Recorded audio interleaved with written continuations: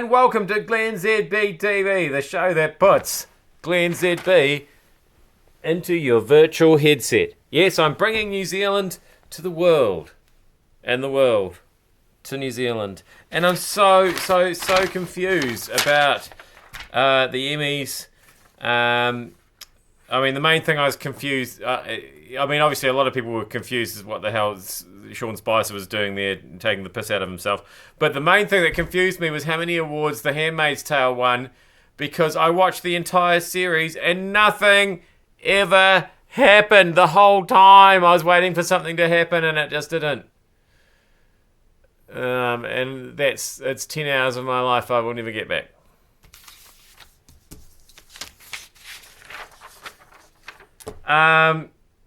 I feel sorry for these kids. I tell you what, poor nutrition is putting twice as many children in hospital compared with 10 years ago, apparently.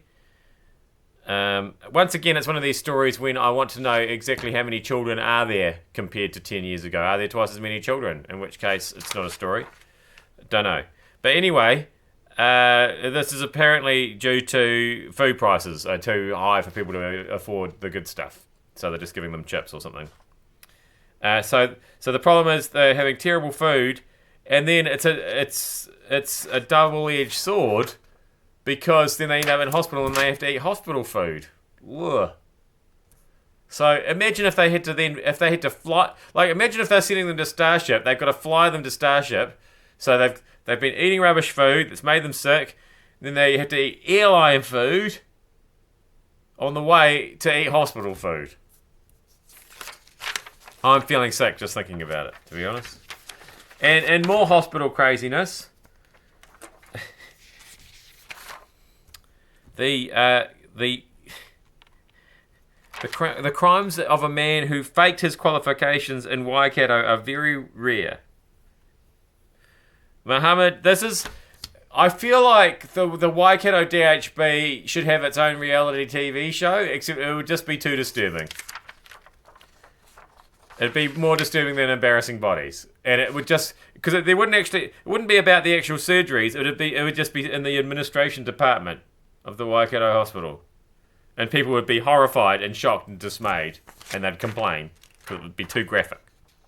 Mohammed Shakil Siddiqui has been sentenced to 4 years and 3 months in prison.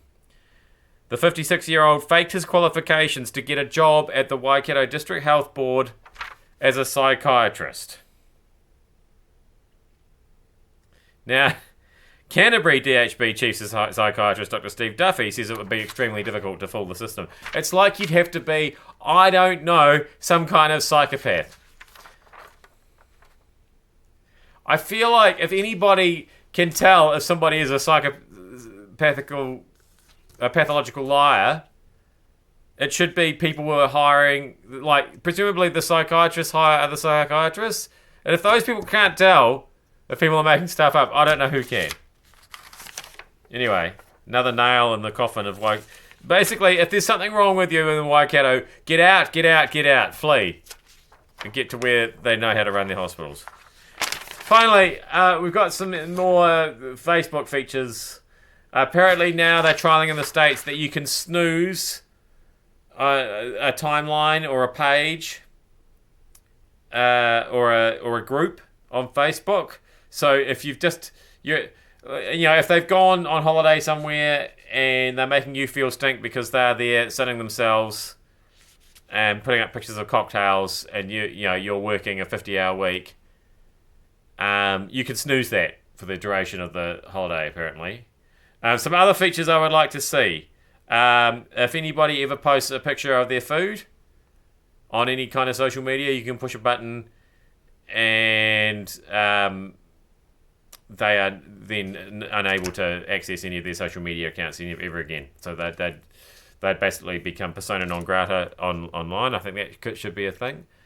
Anybody who ever reposts fake news, that like that shooting at hurricanes has an effect on the hurricane, for example. There should be something that you can push then, and their chair just tips backwards into a fiery pit at the other end. Can we get that done? That'd be good. There's plenty. I've got plenty more of those ideas, but the episode's getting long, so maybe some more another time. I am glennzb. Thank you so much for having me in your virtual headset and on your social media feeds. I'll see you back here again tomorrow, unless somebody pushes my fiery pit button and I tilt backwards. Ah!